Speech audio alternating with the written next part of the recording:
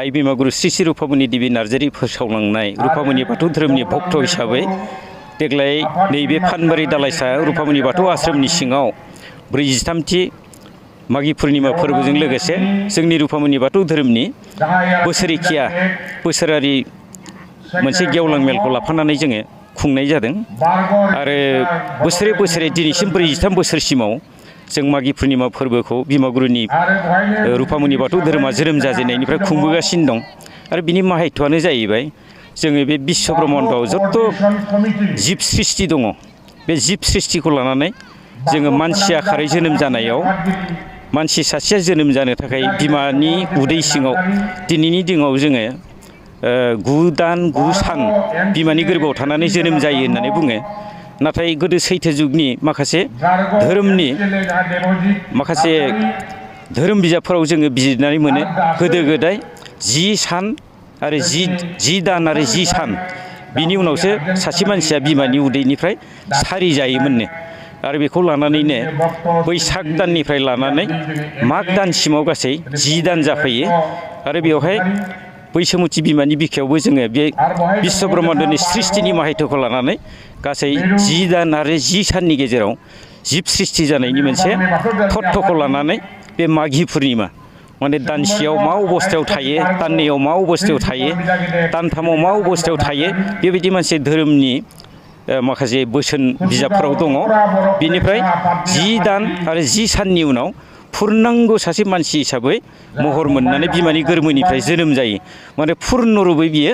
बिकास जाफैयो जोनोम जानानै आरो बेखौनो लानानै मागि पुर्णिमा ओरैनानै जिब सृष्टिनि माहायत्वखौ लानानै पुर्नांग सासे मानसिनि जोनोम जानायनि समखौ लानानै बे मागि पुर्णिमाखौ जोङो खुंनाय जायो आरो बे माहायत्वखौनो लानानै बिमागुरुआ जोंनो रुफामणि बाथौ धोरोमाव बेबायदि मागि पुर्णिमा फोरबोखौ खुंनायखौ जोंनो मोनसे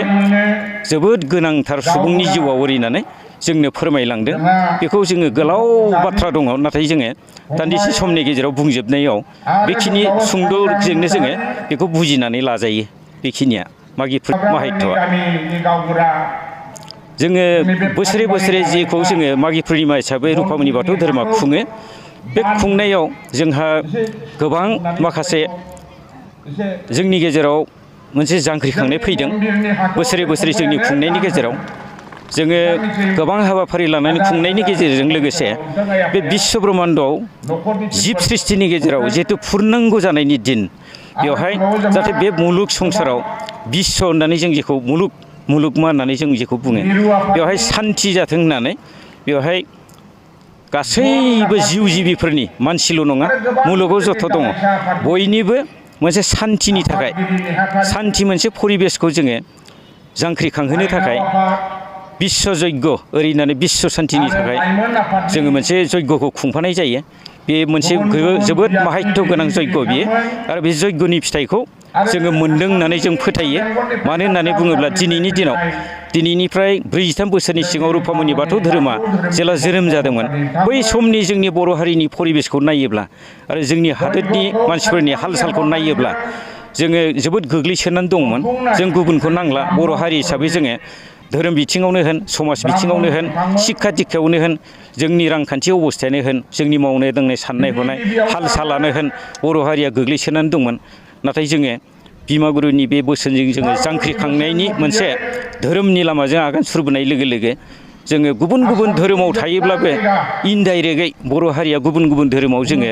गोसारनानै दङब्लाबो सेरखाय फेरखाय जानानै दङब्लाबो मोनफ्रोमबो बर' हारिजों सिबिजानाय धोरोमनि गेजेराव मोनसे जांख्रिखांनाय फैदों आरो सोलायनाय फैदों आरो बे सोलायनाया हयथ' रुफामणि बाथौ धोरोमनिबो मोनसे गोहोम दं होननानै जों सानो।